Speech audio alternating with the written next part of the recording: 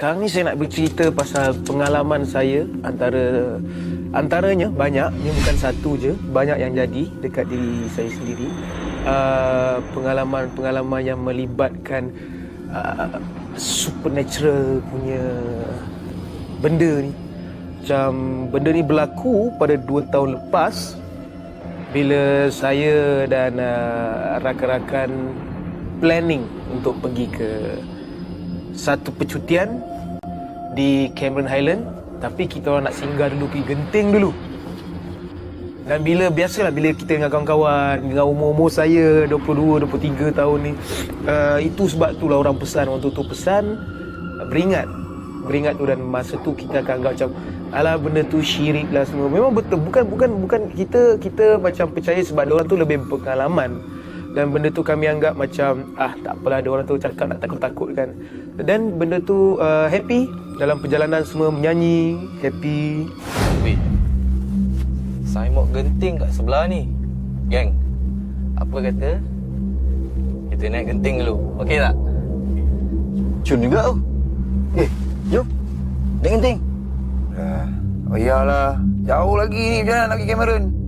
Alah, jom lah. Aku pun dah lama tak pergi sana. Kita pergi sana, ambil gambar sekeping 2. Lepas tu kita turun lah. Macam?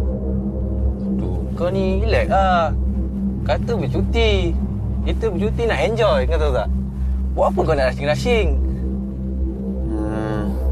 Yelah, boleh lah.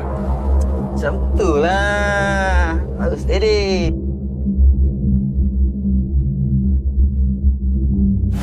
Badan kita orang decide sebelum pergi ke Cameron dulu, kita nak pergi ke Genting dulu. Nak lepak Genting dulu dan baru gerak ke Cameron. Dan masa perjalanan pergi ke sana tu, kita semua orang kalau nak pergi ke Genting akan lalu ke tapak perkuburan owner Genting sendiri, Lim Gotong. Dan bila kita dah sampai sana, kita mesti menyanyi macam biasa. Saya macam biasa, saya tak akan menyanyikan lagu lain. Saya akan menyanyikan lagu Hiduplah Mati masa tu. Aku mendugakan pas. Saja kau nak test. Tengok kau ingat ke tak lagu aku. Aku menduga kau berlalu pergi. Rasa aku punya tone dah lain lah. Kau pun tak support lagu aku. Kau ada undi tak itu? Mesti kau undi kan?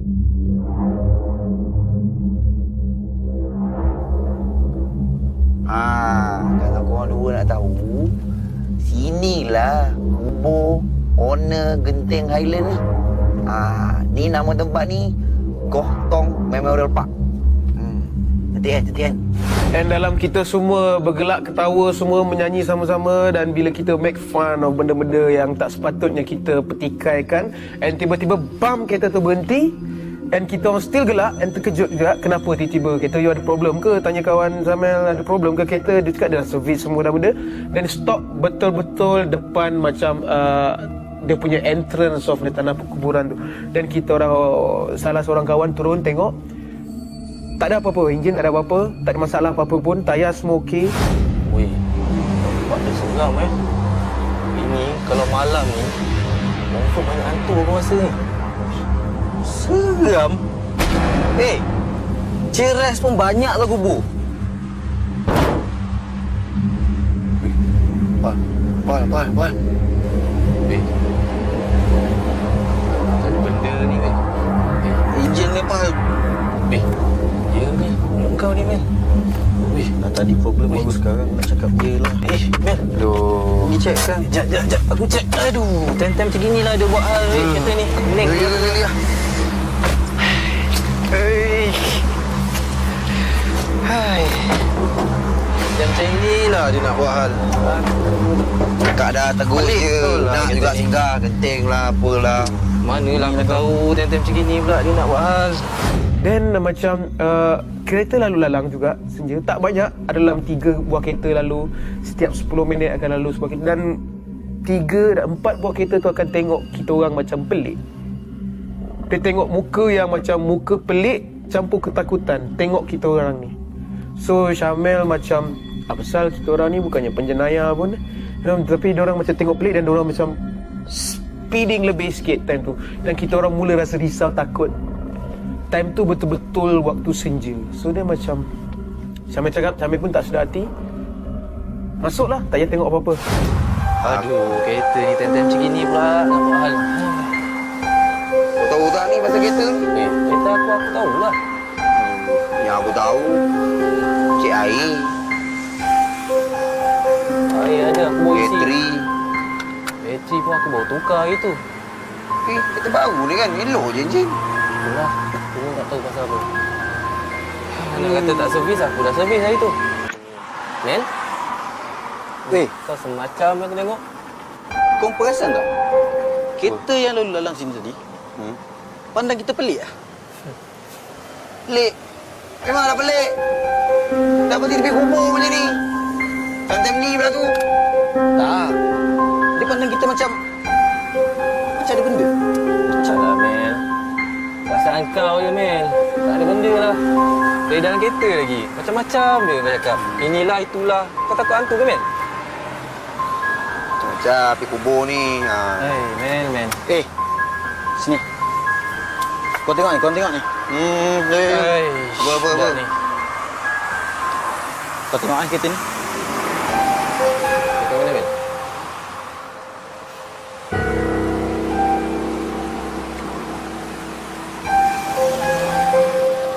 Wih, Lah. betul lah. Betul lah. Aku tengok tempat ni pun Dah. Tutup. macam Masuk kereta. Masuk kereta. Mel, tolong aku, Mel. Ya Allah, ya Allah. Selamatkanlah hamba-Mu ni, ya Allah, ya Allah. Ya Tuhanku, ya Allah. Start kereta nak mengambil masa dalam 15 minit juga. Kereta tak boleh hidup. Dan bila benda semua kita tak boleh nak buat apa-apa, barulah being a human, barulah kita akan macam Allah Akbar, kenapa ni? Kita start selawat semua. Alhamdulillah, Bismillahirrahmanirrahim. Start kereta boleh hidup. Dan kita orang teruskan perjalanan tu. Semua senyap. Cuba kau start engine. Ya Allah. Sekejap, aku try start jap. Ya Allah. Tolong ya Allah. Ya Allah. Boleh start ni? Alhamdulillah. Jalan. Signal. Weh, dah kita tak payah nak seronok sangat. Selawat. Baik.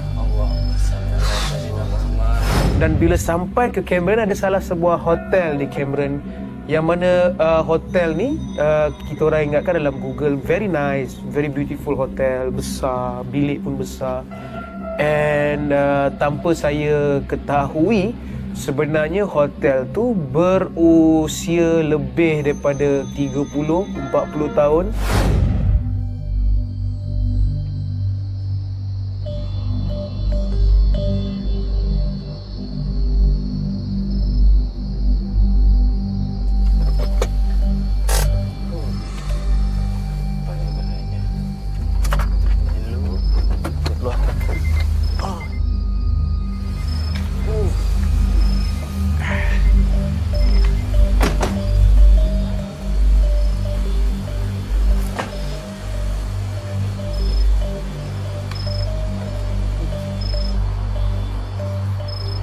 Hotel ni ke? Betul lah hotel ni. Betul lah ni. Inilah hotel dia. Kat internet bukan main lagi. Cantik, nampak macam baru. Internet. Biasalah tu. Marketing mesti nak kena cut. Dah, jom. Badan aku dah berlengas dah ni. Yalah. Mel. Kita naik mandi, Mel. Kau mana? Weh. Mel, jom. Ni Jamil tu. Dan kita penat, masing-masing penat. Time tu dah dekat pukul 12 macam tu. Okay, so kita orang decide untuk ambil bilik, 3 buah bilik. Bilik kurang.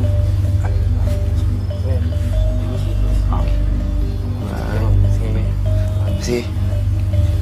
Oh, ni. Cuba baik. Mel, jom. Ha, pilih kau. Ini kau dengan aku. Weh, takkan tu seorang? Sini dengar je kan, kau cakap apa. Bilik penuh. Kena aku, Mel. Weh, Apa pula? Tak ada lah. Kalau kita semua satu bilik, meriah weh. Lah, jom lah. Jom. Ha. Dari that night, Syamil penat sangat. Syamil tidur sorang-sorang dekat situ. Kawan-kawan Syamil semua keluar nak pergi cari makanan.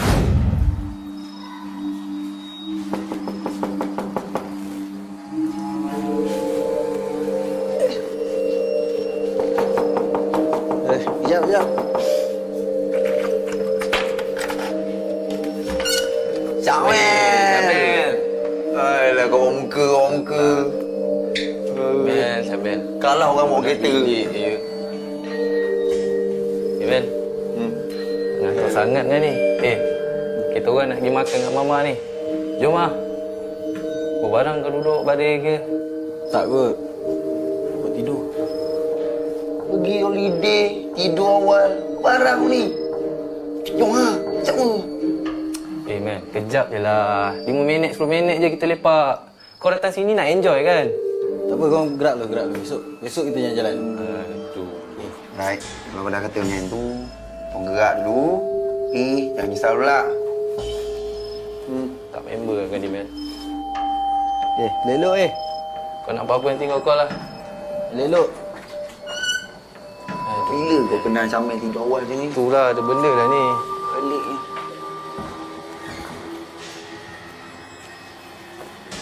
Dan bila kita rasa tak sedap dan bila kita sorang-sorang, kita akan mula buat research. Kita akan jadi seorang pembuat research yang sangat-sangat hebat.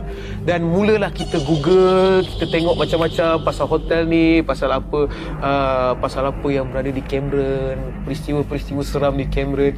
Dan secara terkejutnya saya masa tu sebab nama hotel tu ada dalam salah satu benda peristiwa seram berlaku di Cameron.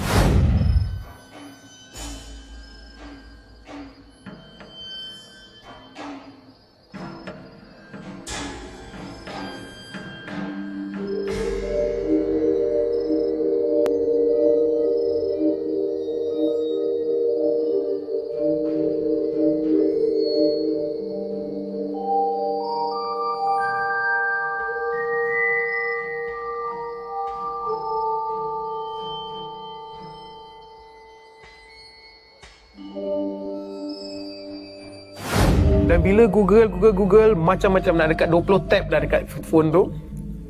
Dan sambil tengok Feng Shui. Feng Shui menyatakan kalau cermin berada di depan katil, benda tu adalah alamat tak buruk. Yang mana itu adalah satu benda yang harus kita respect sebab lain culture, lain dia punya kepercayaan. Tapi benda tu walaupun benda tu lain budayanya, dalam keadaan macam tu kita kena percaya juga benda tu sebab dah takut. So dia memang betul-betul depan katil saya adalah cermin. Di depan cermin adalah TV. So dan benda tu cakap okey, ni alamat tak buruk ni alamat buruk ni.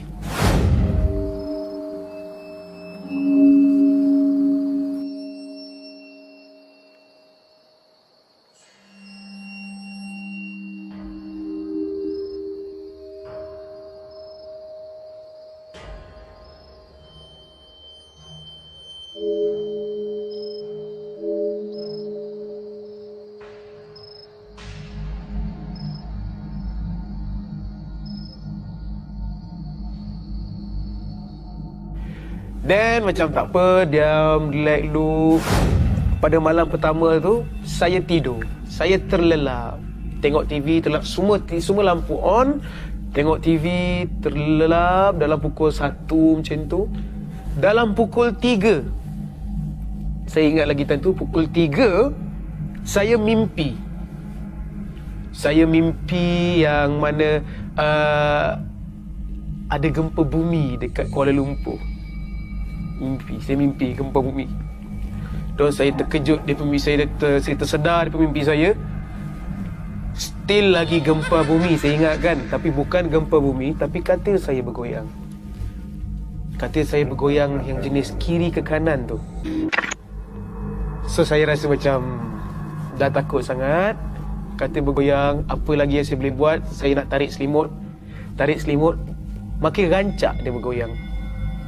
Dia bergoyang selama 10 minit.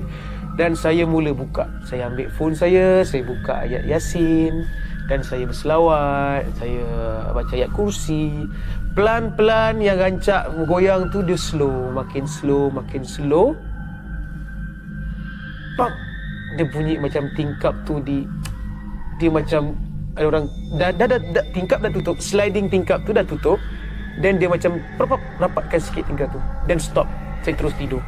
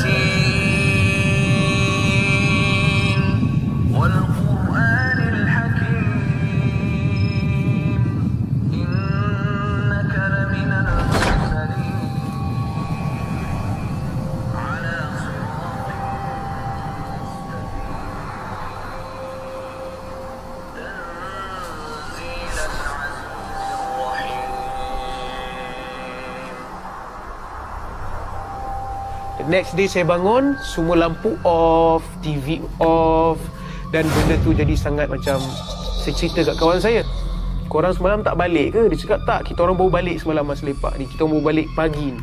Dan saya rasa macam okey, tak apa, saya tak nak takutkan orang sebab kita nak mood bercuti. Masa kita orang keluar semua, pergi strawberry farm semua, sebelum saya keluar, saya tahu dekat mana, kita tahu dekat mana kedudukan barang yang kita letak, kita tahu semua kedudukan semua, kita dah tahu.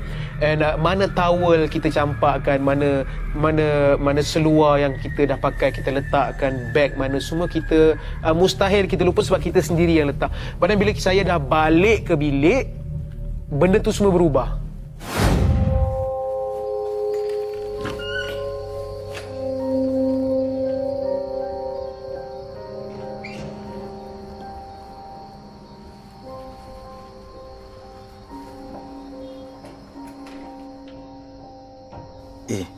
Tualan ni tadi aku dah sidai ni. Macam mana boleh ada atas katil pula ni? Beg ni tadi kat sana. Macam mana boleh dekat sini pula ni?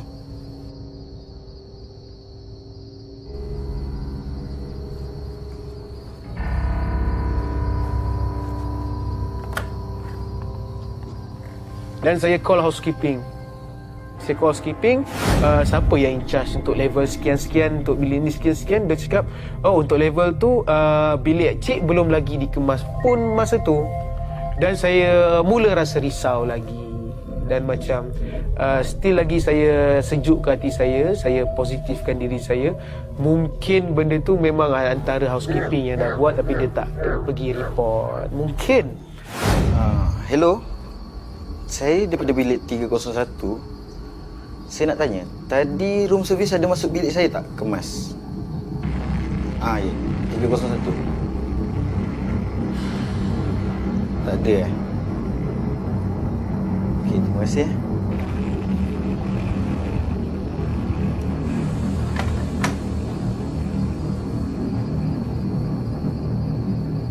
But then, bila malam tu, saya tidur balik. Kali ni tanpa mimpi. 2 minit lepas saya lelapkan mata, dia mula bergoyang balik katil tu. Dan bila katil tu mula bergoyang, saya dah macam saya baru nak cakap Allah, hai, pap, saya kena tindih.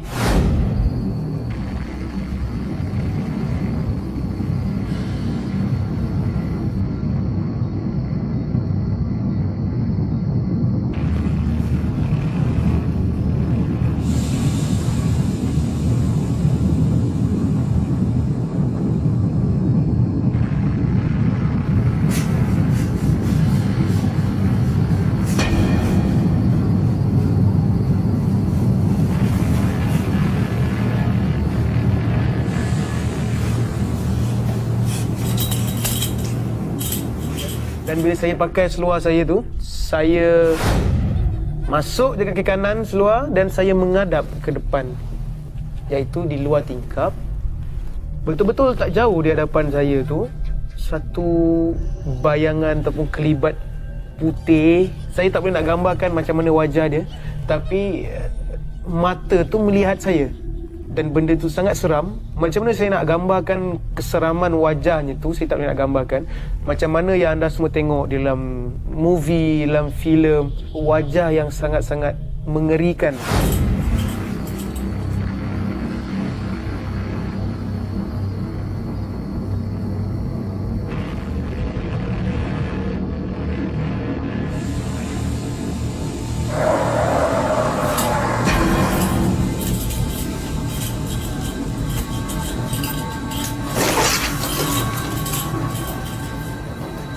Dan saya pakai seluar dan saya terus keluar pergi lobi, demam time tu, terus rasa seram sejuk, kemas barang semua, balik. Dan saya cakap dengan orang, jangan lagi datang hotel ni. Dan bila kita dah keluar hotel tu, bilik kita boleh tengok bilik kita tu macam mana keadaan dia. And dia macam satu kelibat yang mengadap juga, saya nampak juga dekat situ. And dia just tutup langsir. Ni kenapa ni? Okey tak okey ni? Okey. Ha? Okey je. Kamu muka dah cukup tidur ni, serabut kau tengok orang malam ni. Tak, Okey okey ni. semalam kan kau lepak pun. Kita orang yang lepak. Ni kau nak balik. Oi, nak balik cepat lah apa ni? Apa? Apa? Jom jalan.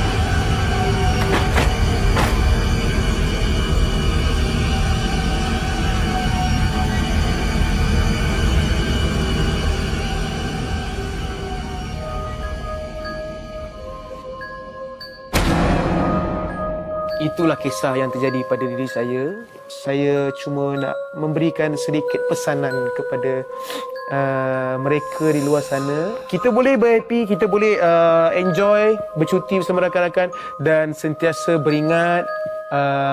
Dan ingin sekali saya berpesan kepada anda di luar sana dan juga diri saya sendiri. Amalan-amalan yang wajib untuk kita buat, kita kenalah buat untuk memperkukuhkan lagi pagar dalam diri kita. InsyaAllah.